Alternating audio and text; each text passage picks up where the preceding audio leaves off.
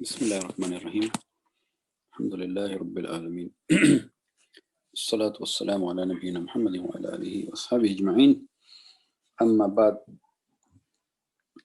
So inshallah we continue with the Ulum al-Quran, an introduction to the science of the Quran, and we were looking at Nasikh and Mansukh. Nasikh and Mansukh.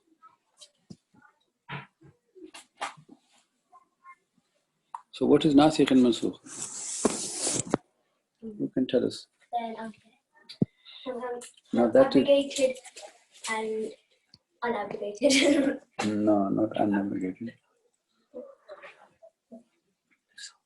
So if Go on. I get right, then it's Mansukh is the one that is abrogated. Very good. And Nasikh is the one that is the new one, abrogator. Okay, good. What does Naskh mean? Allah. Naskh means something that is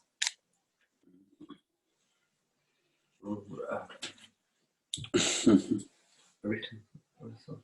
Yeah, there was one meaning, that when something that has been written or copied down.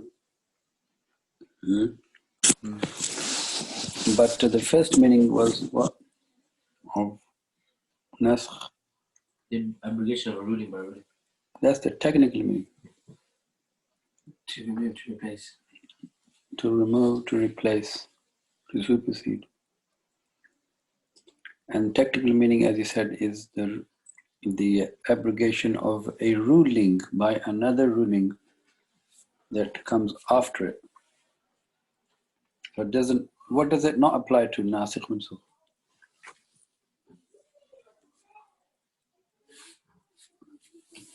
Applies to rulings, but doesn't apply to what? No, you are guessing. Very simple. We said that the Nasikh and Mansukh talks about abrogating the rulings in Islam, not about what in Islam. Aqidah, that never changes. You know what Aqidah means? What does it mean? Oh, the technical definition. Any definition you have. The fundamental, the beliefs of. Originally the belief. Creed. Creed. Which creed is this? Islam. Islamic creed. Then what is Iman?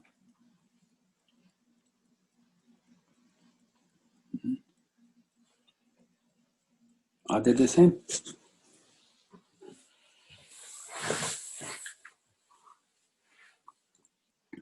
What do you say? The iman, the belief in the aqidah. Belief in the belief. Yeah, belief in the actual kind of parts of aqidah. Then what is Aqidah? What does? The things to believe. Where does this word Aqidah come from? Qa'ada. No. Aqada. Aqada. What is Aqada? No. Yeah. Oh, that is tie a knot. Musa alayhi salam asked the dua, Rabbi shrah li sadri wa yassir li amri wahlul uqada tammil lisani. Wahlul. Wahlul means release, to untie. Halal. You're untied, meaning you're free to eat it. Wahlul uqda, the knot. So Aqidah is that which you fasten tight. Can't just let go of it. But this word Aqidah, it doesn't come in this context in anywhere in the Quran. Aqidah doesn't come anywhere in the Quran like this. The word comes Iman means in the Quran. Iman. Ya ayyuhalladhina amanu aminu billahi wa rasulihi. Anyway, so Nasikh Mansukh does not apply to Aqidah because Aqidah has been always been the same. Allah's oneness, messengers as His messengers of His guidance to His creation and the hereafter. This is Aqidah, this is Iman. Amantu billahi, we mentioned before. Amantu billahi wa malaikatihi wa kutubihi wa rusulihi wal yawmil akhir wal qadri khayrihi wa sharrihi min Allah ta'ala ba'th ba'd al-maut. Believe in Allah, angels, the books, the messengers, the last day, the qadr, good or bad from Allah, and the resurrection. This is Iman. The other Iman is the Iman in Allah. Amantu billahi kama huwa bi asma'ihi wa ahkamihi wa asma'ihi wa sifatihi wa qabiltu jami'a ahkamihi iqraran bil lisani tasdiqun bil qalb. This is essentially saying that I believe in Allah without any shadow of a doubt, as He is, kama huwa, in His names, His attributes as they are, without any tahrif, any change, without tamthil, without any trying to exemplify that or to try to understand it, the reality of it. And I accept and obey all His commands. I testify with my tongue and I believe in my heart. So this is Aqidah and Iman, if you like, Iman really. So Nasikh Mansukh only abrogated the Ahkam. We will look at the benefits of Nasikh Mansukh. This is a big blessing. This is the thing that the people who don't understand Islam, they don't like about religion. They say it's very rigid. It doesn't change with time. So Nasikh and Mansukh essentially is telling us that Allah in His infinite wisdom, mercy, knowledge, and really it's His mercy that He has changed the law for people with time for their ease. So the things that were in the previous ummahs, in the ummah of Bani Israel, they were ordered to do or not to do. Now, the ummah of Muhammad sallallahu alaihi wasallam, things have changed, made it easy for them. For example, pray anywhere on the earth. So this is the phenomenon of Nasikh Mansukh, that it is actually Allah's mercy. And it is because of our limitation that Allah Ta'ala, we see that He made something obligatory or haram for this period in order to prepare the believers for the final hukum, gradually. So we were going to look at now the categories of Naskh from page 237. And then there is just a paragraph, but the real topic after that is the sources of Nasikh and Mansukh. So what can be the Nasikh and what can it abrogate? What can be the Mansukh? So we mentioned last time that Ijma' and Qiyas cannot be the Nasikh or Mansukh. Why was that the case? Why can Ijma' and Qiyas not be Nasikh and Mansukh? Think. You mentioned it. It's by levels. Sorry? Like only a thing that is on the same level as another thing, such as the Quran and Hadith, in terms of. No, essentially right, correct, because we will see that Hadith can abrogate Quran. So we have to. It's very simple. Because the Prophet ﷺ, he would tell us what Allah Ta'ala said of Nasikh. We have no other knowledge after the Prophet ﷺ. to know what has been abrogated. How can we know? Can't know, yeah? So Quran can abrogate Quran. Okay? Quran can abrogate Quran. This is the first source of Nasikh and Mansukh, where Quran abrogates Quran. So here the example given here is of the waiting period of a widowed woman. The widowed woman in Surah Al-Baqarah 240. Surah Al-Baqarah, ayah 240, the widowed woman. Allah Ta'ala says, وَالَّذِينَ يُتَوَفَّوْنَ مِنْكُمْ وَيَذَرُونَ أَزْوَاجًا وَصِيَّةً لِأَزْوَاجِهِمْ مَتَاعًا إِلَى الْحَوْلِ غَيْرَ إِخْرَاجٍ. And those who are taken in death among you, so the husband dies, and leave wives behind. For their wives is a bequest, a wasiyah. They must write a will, leave a will. Maintenance for 1 year. So if the husband dies, then he should have written a will that if I die and my wife is alive, then I will leave for her from my property. She should get 1 year's maintenance. This is the first ruling. The ruling that then abrogates this, which is the nasikh, is a few ayat before this, 234.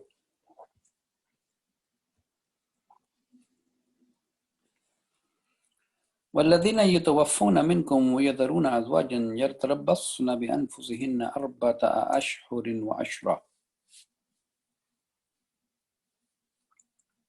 So those who are taken in death among you and you leave wives, their wives will wait for 4 months and 10 days. So the previous hukam was 1 year, they have to wait, meaning the iddah, they cannot get married, waiting period. And the maintenance for this time. But here it is saying no, it has been changed to 4 months and 10 days. The iddah has changed, period of waiting. So this ayah is the nasikh. If you don't know a nasikh and mansukh and you read this surah, then you would think there's 2 rulings. Which one is right? You understand, yeah? That's why we have to understand Quran. That's why we study Ulum al-Quran. So that when we study Quran, we can be able to very simply understand that when there's apparently there is something contradictory, what is the background behind it for us to know. The second category or sources of Nasikh and Mansukh is Quran abrogating the Sunnah. So the Quran is the Nasikh of something in the Sunnah. So the example here is the changing of Qibla. Now in the Quran, you will not find any hukum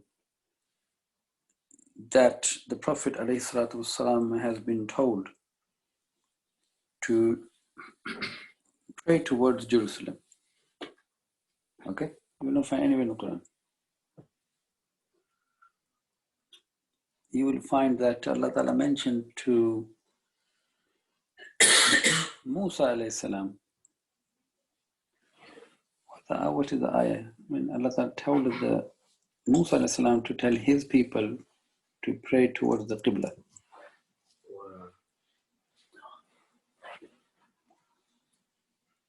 To pray in their houses towards Qibla. Anyway. So therefore, how then the Prophet ﷺ knows that he should have prayed 16 months? He prayed towards Jerusalem. Yeah. Do you understand the question? What's the question? The question is as follows. The Prophet ﷺ, he prayed for 16 months towards Jerusalem when he came to Medina. But the Quran doesn't say anywhere that you should pray towards Jerusalem. But it says that now we are changing the Qibla back to Makkah. So how does the Prophet know that he should pray to Jerusalem? Which wahi? Which type of wahi? Dream wahi? He said we mentioned these wahi types. Inspiration. That's the literal meaning of wahi. What are the types of wahi? I think it's time for a test, I think. Huh? Yeah. Otherwise, we are going forward, we are leaving everything behind. We are dropping all the baggage. We're not retaining the baggage, eh? We are just empty baggage. Just the Prophet being told. Wahi is matlu, ghair matlu. Jali, khafi. Wahi is very clear in the Quran, or it is hidden in that we don't know it. It's not in the Quran, but it was given to Prophet ﷺ. This is Wahi. Matlu, the one that is recited in prayer, ghair matlu, not recited because it's not Quran, but Prophet ﷺ was told. Is it clear? So the Prophet ﷺ, so the ulama, they say either the Prophet ﷺ, he did his own ijtihad, that we should pray toward Jerusalem. And because he was not told that not to, therefore this means what? Is correct. Allah Ta'ala is corroborating that there's yes. So this is Wahi. You get it? Or Allah Ta'ala told the Prophet ﷺ pray toward Jerusalem, and this is more the case because the ayah, if we look at the ayah 144 in this surah Al-Baqarah,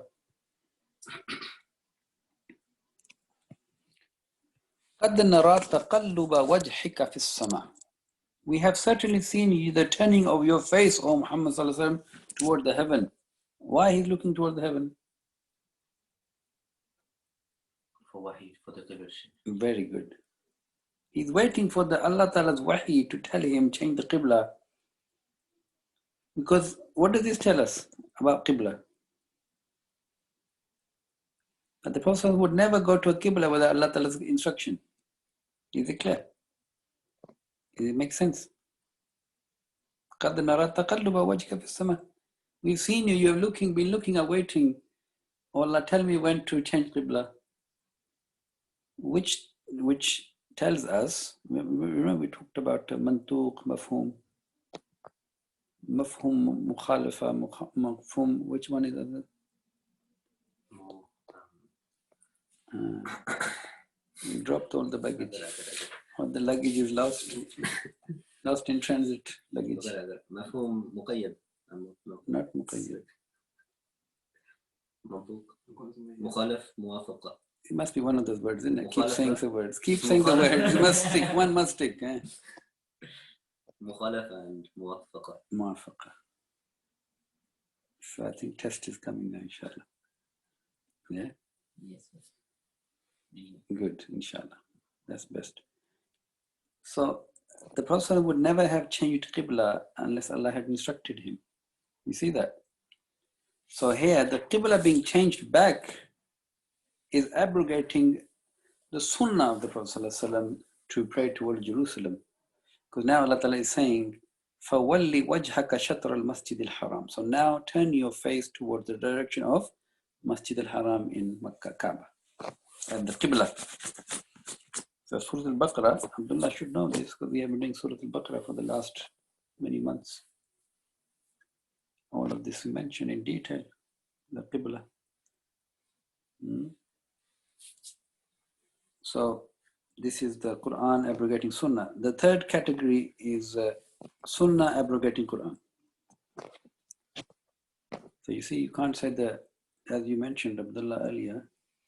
What did you say about the higher status? The higher. So this is can't apply because Sunnah can abrogate Quran. We said that they were both Wahis. Yes, exactly. Yeah.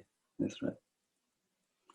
So there are two subcategories of the Sunnah abrogating the Quran. One is through Mutawatir hadith and the other is Ahad hadith.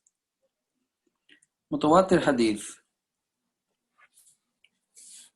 The scenario is again in Surah Al-Baqarah. SubhanAllah, this surah, in this surah, I wish we could study together more, inshallah. The ayah that talks about nasikh and mansukh. Remember the ayah? Ma nansakh min ayatin. What is it? أو ننسها نأتي بخير منها أو مثلها. Where is this ayah? 110, I think, is something like this. In the beginning. This surah, Surah Al-Baqarah, in the beginning, it states this phenomenon of nasikh mansukh. General phenomenon. Yeah. General phenomenon. Because this general specific I'm talking about, it will come later in the notes today, but I'm just giving you a holistic picture. The general picture, the general nasikh mansukh is that Allah, He abrogates the previous sharias. Yeah? He changes the rulings. So in the previous sharia, if people ate the camel meat, they had to make wudu. Yeah? But in our sharia, you don't. Example. Previous sharia, if you fast, when you fast and you have prayed, when you pray Isha, you can't, you fast next fast hours after Isha. As soon as you pray Isha, then you can't eat, drink, nothing. Just fasting started. Previous ummah. So Allah Ta'ala is saying in Surah Al-Baqarah, I change the ayat, the hukams, but we bring something like it or better than it for your betterment. Yeah? So generally, then I'm surprised that so many examples we have looked at so far, all from Surah Al-Baqarah. You see that? As if Allah Ta'ala, this surah is the surah to understand for Nasikh Mansukh. So many examples given here. So the ayah 180 in this surah Al-Baqarah is Bismillah.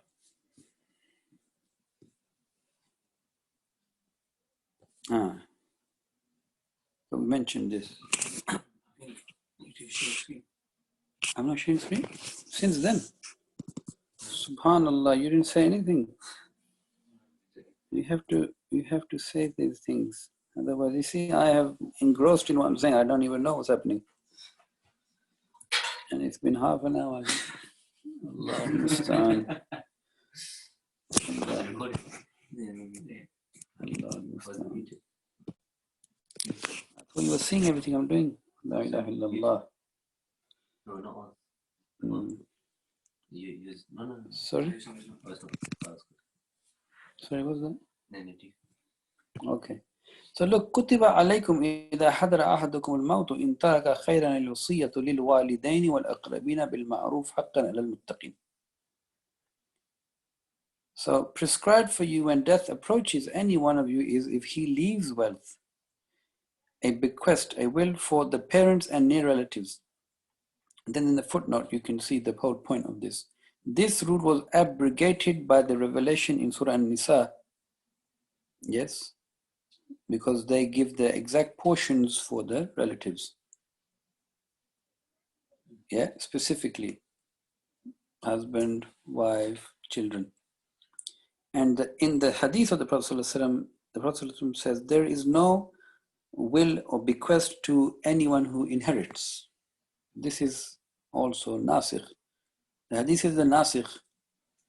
This is mansukh. The ayah is mansukh through the sunnah as well.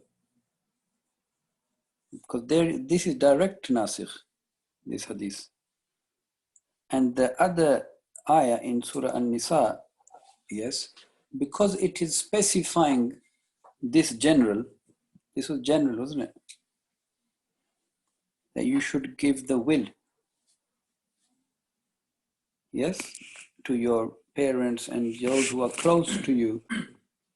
But in the inheritance, because the will is different to the inheritance, the inheritance has now been made obligatory and the portions are fixed. That's it. So there is no will.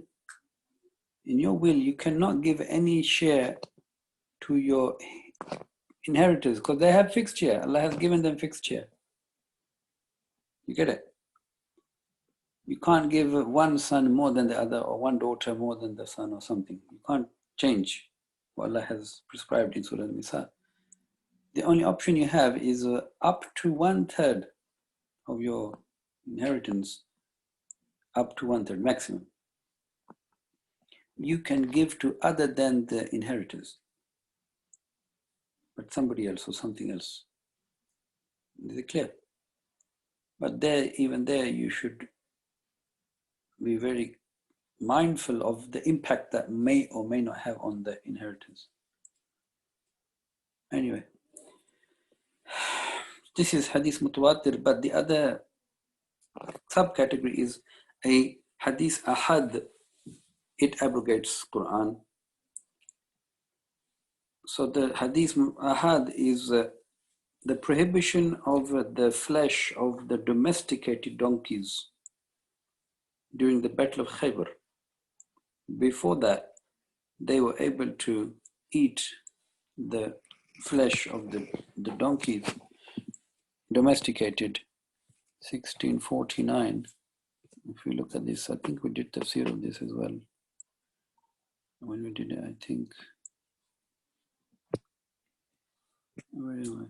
1645. See, this is what happens when the referencing is wrong. Abdullah, where is that? Which surah is that? Sulaiman alayhi salam, Naml. He slaughters. Well, one tafsir is that he slaughtered the. Huh? Yeah. Oh no, that he slaughtered the horses. That was the horses. Let's see if it's this surah. I doubt it. Let's see.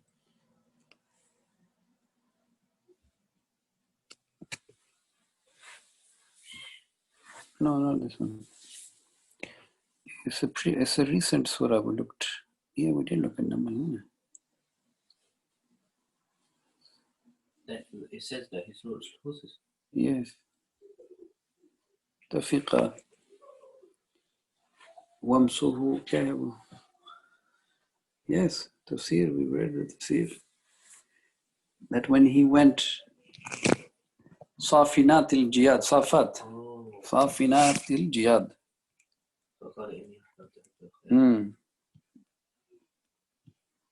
You remember that? No, you don't remember because you sit in tafsir, but you're not listening, huh? That one you were there, the rest you were there, mashallah. Where's the ayah? Safinat al-Jihad.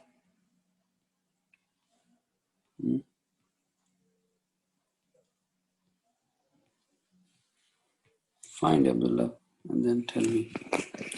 Anyway, we'll come back to that. So, prohibition of the flesh of the domesticated donkey. And he's mentioned that there is, however, there is some dispute about this, whether ahad can be the nasikh. And Sheikh Shanqiti, rahimahullah, his opinion is that it can be. Wallahu alam. The last one is sunnah abrogating the sunnah. And there are 4 subcategories where the mutawatir can abrogate mutawatir hadith, or mutawatir can abrogate the ahad, or ahad abrogates ahad, or ahad abrogates mutawatir. But they didn't give any example, but this category are given. Okay? So next is, which surah is it? You don't know which surah it is? Yeah, but it's not. I haven't found it yet. It's in my head. Okay. So we did it. We recently did the tafsir. That's why I'm saying. Not long ago. Sad, I think. Sad or Safat, one of them. Anyway, let's now look at There are different types of nasikh and mansukh.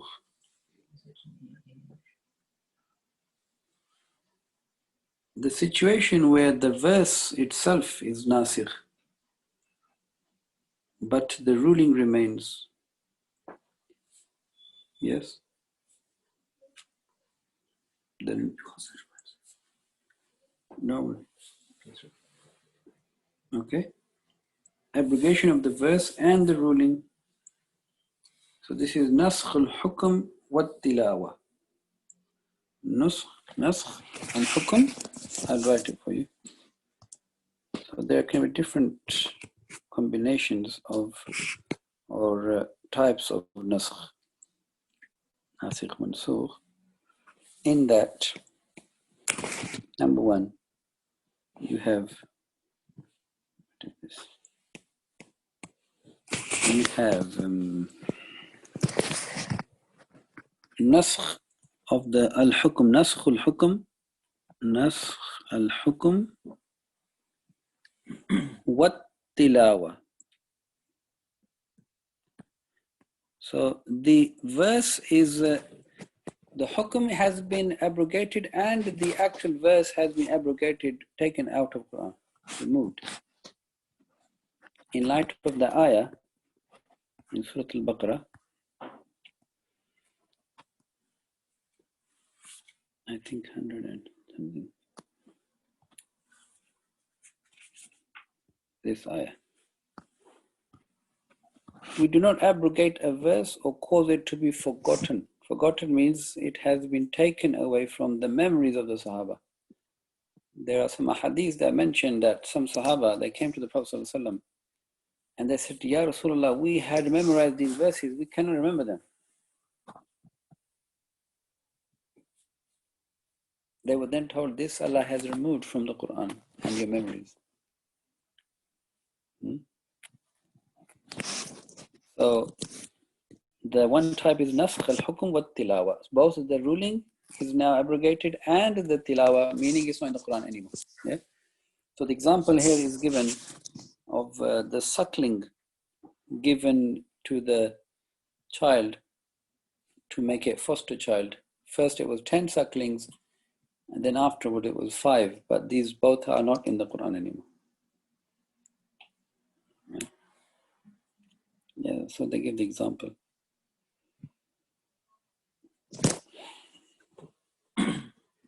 Second is naskh al-hukm duna tilawa. Naskh al-hukm, meaning the ruling has been abrogated, but not the tilawa, meaning you still recite it, but the hukm has been abrogated.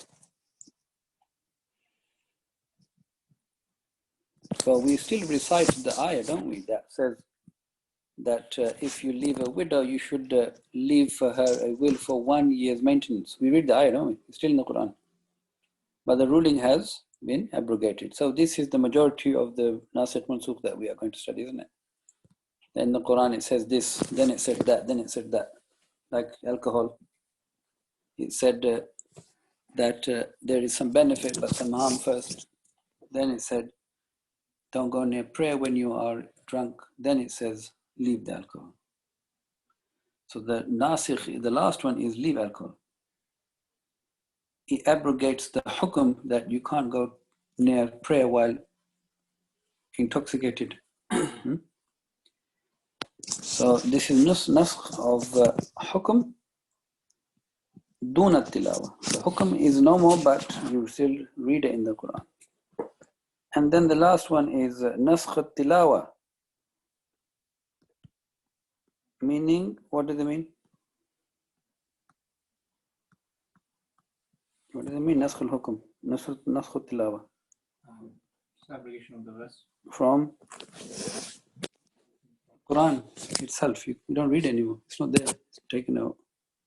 Allah has removed it. But the hukm remains. This is the example of rajam I mentioned before. Rajam. What was rajam?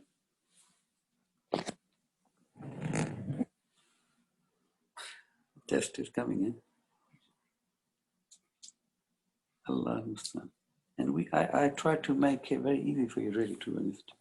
To make it simple, not to make it complicated. Rajam is to stone to death. Shaitan al-Rajim. You heard this? A'udhu billahi minash shaitan al-Rajim. What does it mean, Shaitan al-Rajim?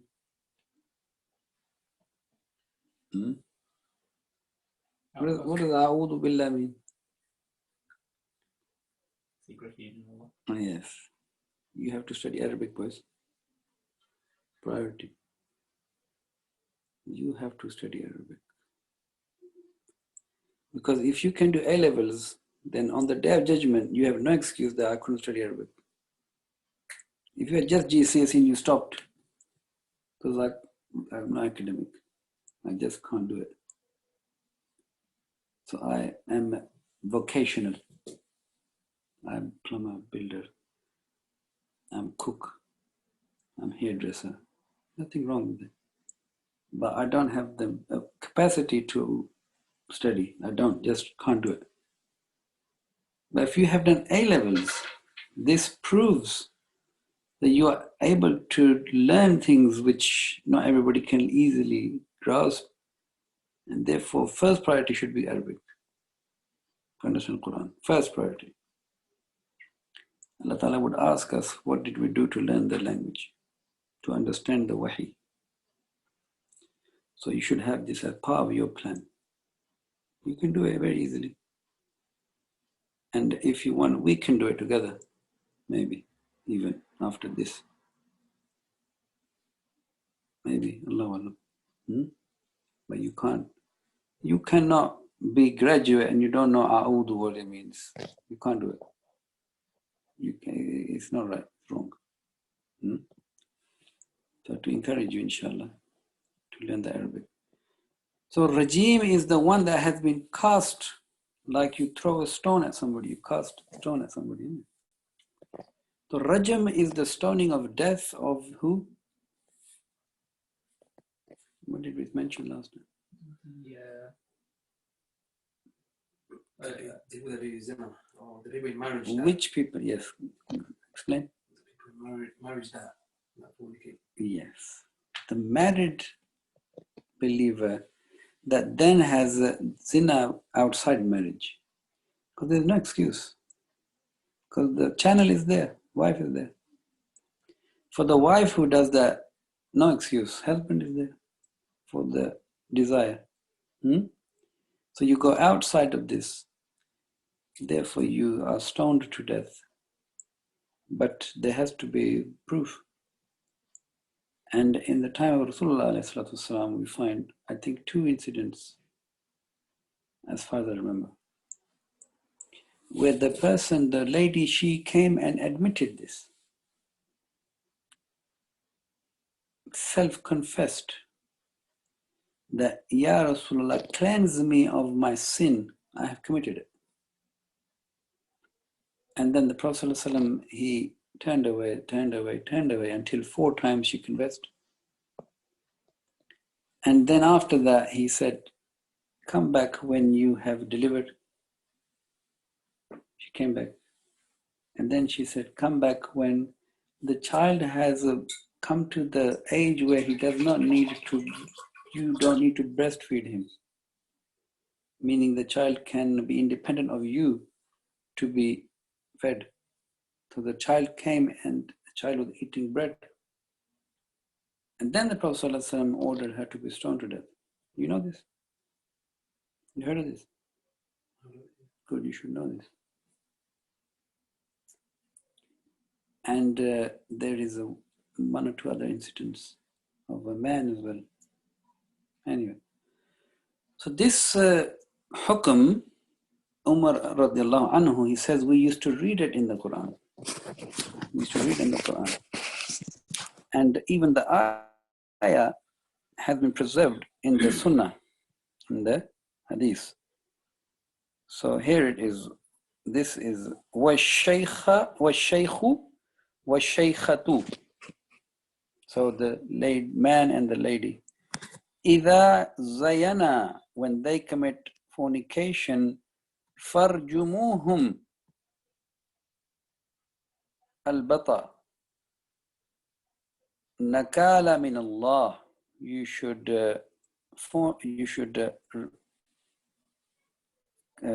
stone them to death, both of them, as a punishment from Allah. This is the ayah. Because this is mentioned in the hadith. That Umar, he says that we used to read this in the book of Allah. So the hukum remained, but the ayah is not in the Quran. You see this? So if the ayah was in the Quran, how was it preserved throughout The practice. The Prophet practiced it. Yeah. The Sahaba practiced it. They gave this punishment. Because they knew, like we know today, that this was part of the Quran. But after it was taken from the Quran as tilawa, hukum remained. The command remained because the Prophet, he did this. He gave this hukum. If it was abrogated, then it would either have been the Quran would have abrogated it, yes, or Sunnah would have abrogated it. Nothing like that. In fact, the Prophet, he acted upon it. And then the Ashab, they acted upon it. Is it clear? Yeah. So this is the punishment of the married zani. And the punishment for the unmarried zani is what? How many? 100. And what is, for whom is the punishment of 80 lashes? Surah Nur. One who wrongfully accuses. The one who wrongfully accuses a woman that you committed fornication and doesn't bring what? Proof. 4 witnesses. If you can't bring 4 witnesses and you accuse a lady of hanky-panky, then you will get 80 lashes. It is just 20 lashes less than doing the act, accusing the women and their honor. And they talk about women's rights. Shame on them. People who talk about women's rights and say Islam doesn't give women rights. Allah gives the right and protection to the women as you can't imagine. They are termed muhsinat. Muhsinat, you know what muhsinat means? The one who is protected in a fortress. Nobody can harm, nobody can damage. Protected. Muhsinat. Anyway, so this is the third type, which is naskh tilawa dun al-hukm. Tilawa is not there, but the hukm remains of rajm.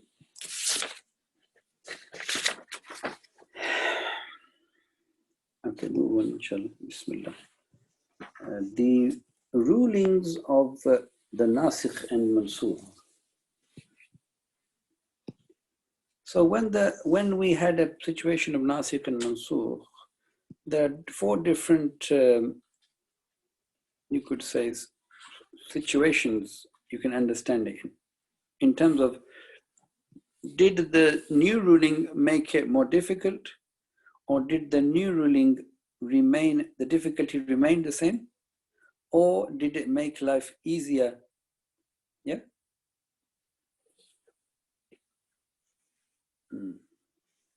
So the first is nasikh ruling is more difficult than the mansukh.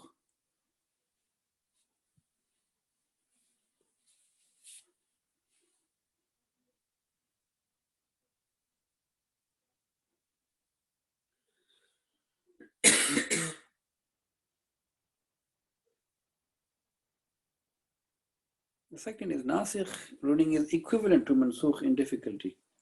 So changing of qibla, the difficulty is, it didn't change, it didn't become more difficult to change, to do the qibla, because you're just changing direction. There's no difficulties there.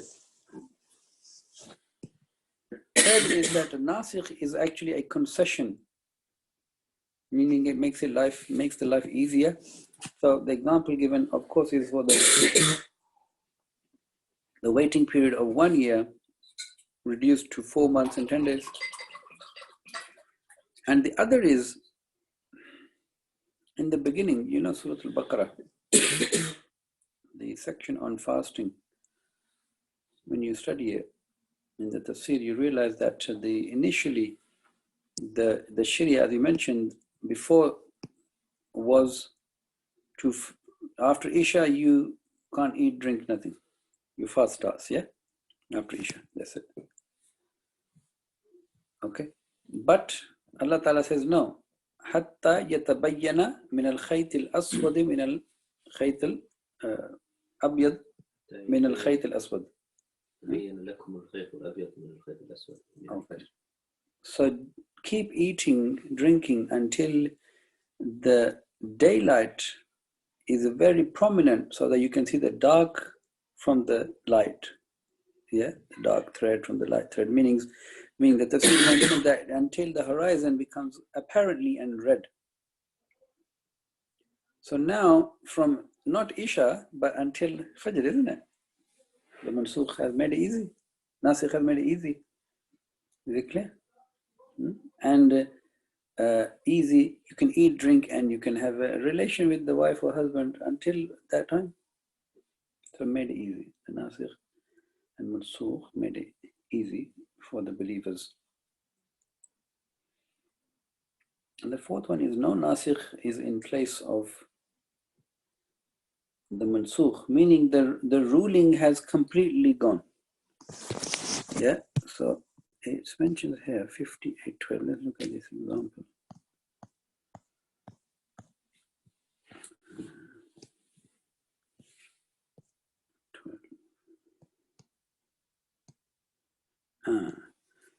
يا أيها الذين آمنوا إذا ناجيتم الرسول فقدموا بين يدي نجواكم صدقة.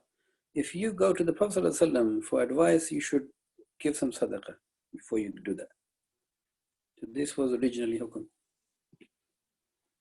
But the next ayah, it makes it easy that you don't have to. Yeah.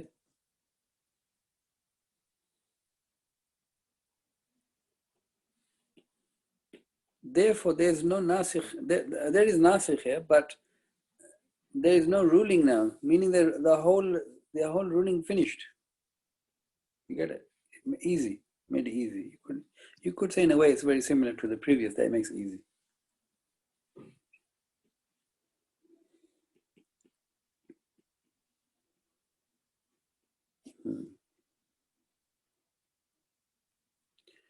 Then he talks about the blessings of blessings of abrogation.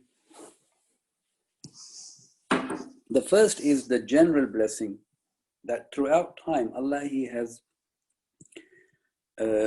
has given guidance to people, yes, to know what to do at the right time through the messengers.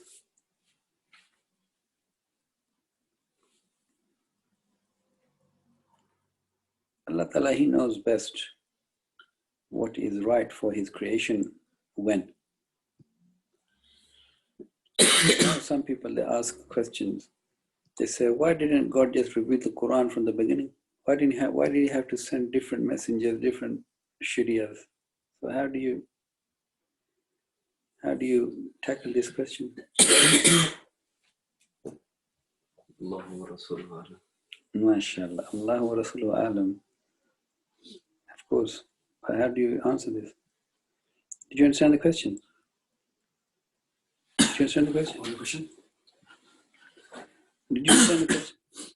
Okay. Let me repeat it. The question is, a person comes to you and says that you say Quran is perfect message. Eh? So why didn't God just send the Quran to Adam and that's it? Why He waited this long? Now you're stuck. You say, what is happening now? What do I do? So how do you answer this in light of what we have studied in Nasikh Mansukh?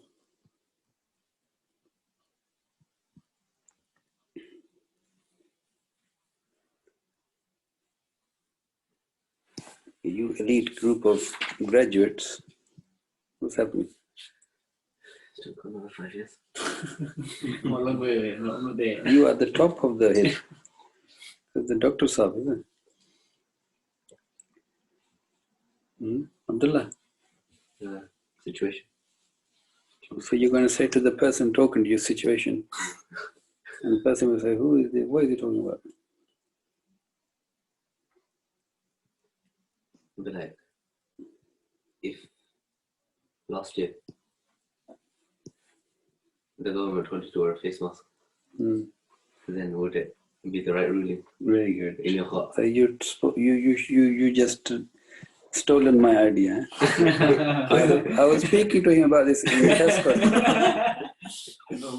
I spoke to him today. At least he was listening. That's good. He's listening.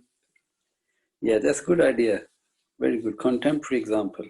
Give contemporary example. That if the government had told you last year to wear a face mask, because we looked in Sainsbury's, everybody, Tesco, most people wearing face masks. I was saying that it looks like some sci-fi movie, really. You know, you watch post-apocalyptic movies and where things are weird. This is post-apocalyptic movie. Everybody's wearing face masks. If last year we were told this, if you had seen this scene, you would feel, what is this? Eh? So yeah, if you were told to wear face masks last year, you would have said this is a breach of my human rights, yes or no? You would have said something silly like Boris Johnson, that you look like a letterbox. He said to the women wearing the niqab. Now he himself, he looks like a letterbox when he wears the mask, and all the people, all the civilized people, they are becoming letterboxes. So the answer is yes. When the need is there, then God gave you the hukum to make your life easy. What if we had said to everybody that always wear face masks because you don't know when the pandemic will strike? Then what? Difficulty, isn't it? You see that? So this is a general blessing of naskh.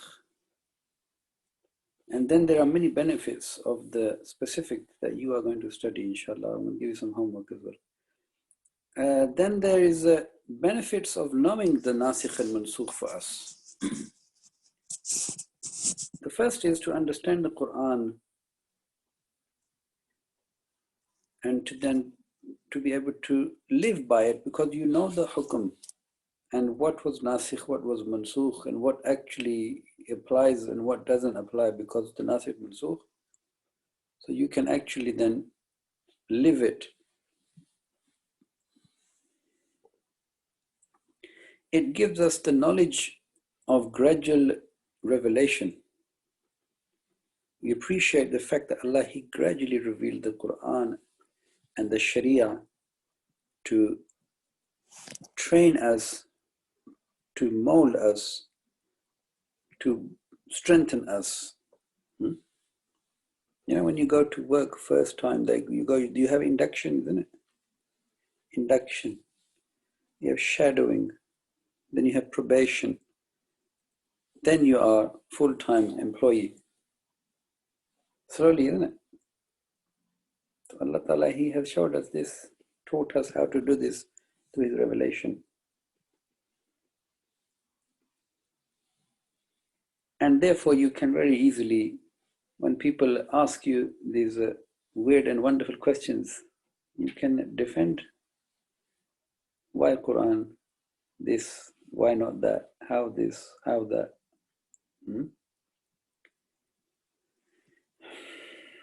So there are benefits. And the greatest benefit is that we appreciate Allah Ta'ala's mercy and guidance, really.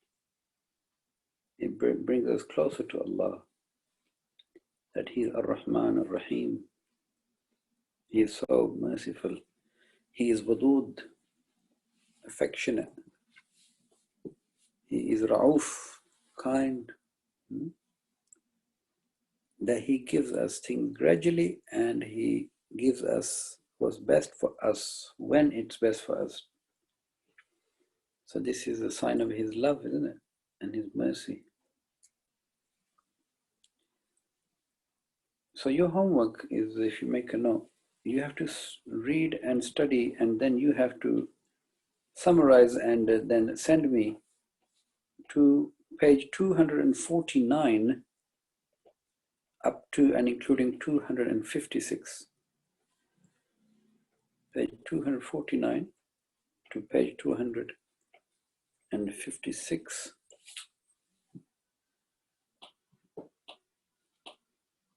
Page 249 to 256. Inshallah. And when you have done that, I will then ask you, I will pick at random from the three people. That's very easy. To then summarize some of the points. So if we look at the work you have to do, benefits you've looked at, you have to look at the difference between naskh and takhsis. That's one thing. Then the number of nasikh mansukh in the Quran. There is more or less, from what I've studied so far, it seems like 5, that bottom one, wallahu alam. Anyway, you read this. And then there is a regarding the sword, the killing, the gradual revelation has given you example of that. And then the example of alcohol. So inshallah, prepare that, be ready to share that clearly, concisely, precisely. Inshallah, and then once we have recapped that, you have recapped it for us, then we will start to look at the Ijazul Quran. It says that the miraculous nature of the Quran, inshallah. And then this is a lengthy section, and then after that, the lengthier section is Tafsir of Quran. So inshallah, with that we come to the end. سبحانك اللهم وبحمدك أشهد أن لا إله إلا أنت أستغفرك وأتوب إليك. جزاكم الله خيرا.